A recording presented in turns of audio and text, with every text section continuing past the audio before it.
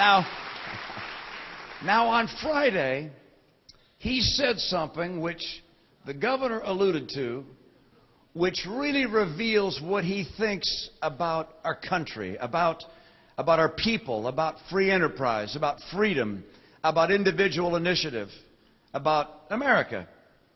And you've heard it already, and I've seen some signs that reference it. I just want to say it exactly as he said it. Speaking about small business and businesses of all kinds, he said this: if you've got a business, you didn't build that. Somebody else made that happen. How many people here, would the people who began a business or are leading a business in this room please stand up? Wow, thank you. Thank you. Don't sit down. Stand up, keep standing up, keep standing up. Let me ask you, I know that you recognize a lot of people. Oh, don't sit down. I want you still up. Keep standing up. I know that you recognize a lot of people help you in a business. Perhaps the banks, the investors. There's no question your mom and dad, your school teachers, the people that provide roads, the fire, the police. A lot of people help. But let me ask you this. Did you build your business? If you did, raise your hand. Take that, Mr. President. This is what's happening in this country. These people are entrepreneurs. Thank you so much, you guys.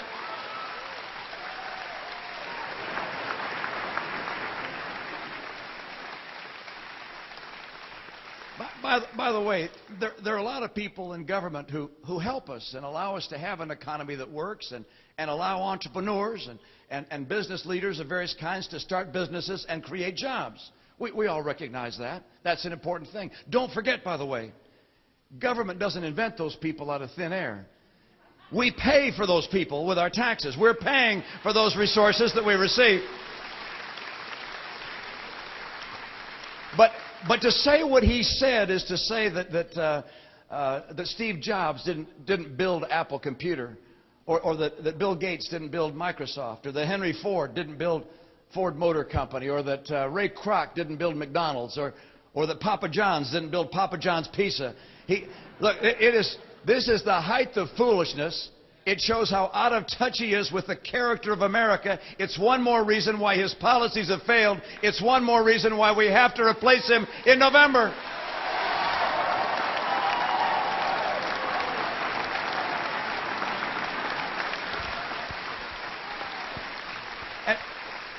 And by the way, for all those in this room who didn't start a business, and that's the great majority of people in our country, I hope you understand that the logic of what the President said extends to all of you.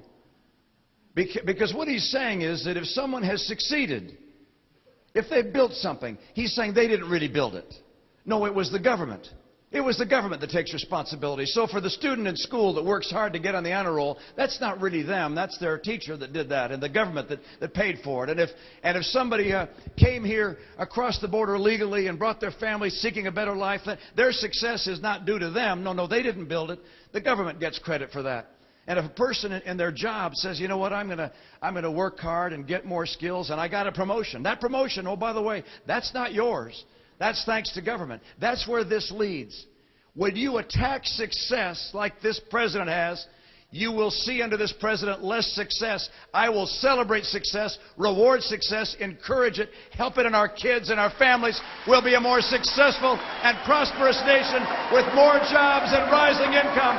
That's the direction for America, not this denigration of success and achievement in America.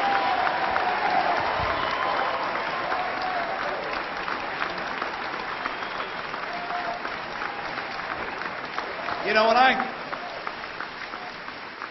when I got this campaign going, I said this was going to be an election about the soul of America. And a lot of people wondered about that. Was I overstating it? I don't think we're overstating it at all.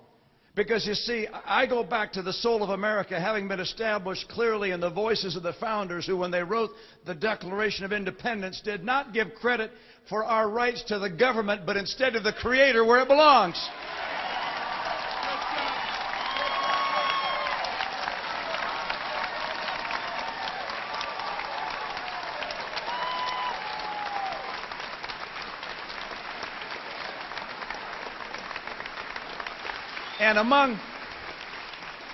And among the rights given to us, not by government, but by our Creator, are our right to life and liberty and the pursuit of happiness. People in this country are free to pursue happiness as we choose. We're not limited by the circumstance of our birth. This idea of criticizing and attacking success, of demonizing those in all walks of life who have been successful, is something which is so foreign to us, we simply can't understand it. I was with Marco Rubio the other day at a rally like this.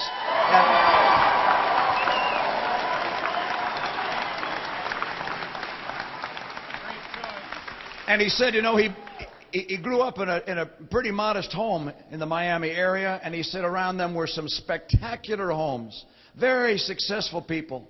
And he said never once did he hear his parents say, why won't those people give us some of what they have?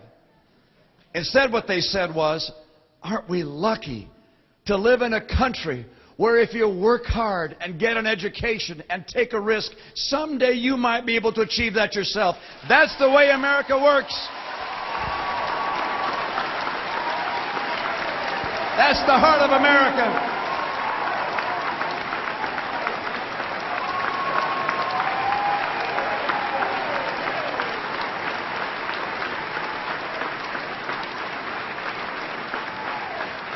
Barack Obama's attempt to denigrate and diminish the achievement of the individual diminishes us all.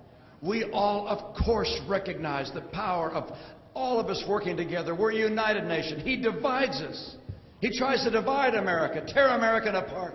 He tries to diminish those who've been successful in one walk of life or another. It's simply wrong. It is not the right course for America's strength. We need to draw on the people of America individually, collectively, so we can overcome the challenges we face. And I know we're going to do it.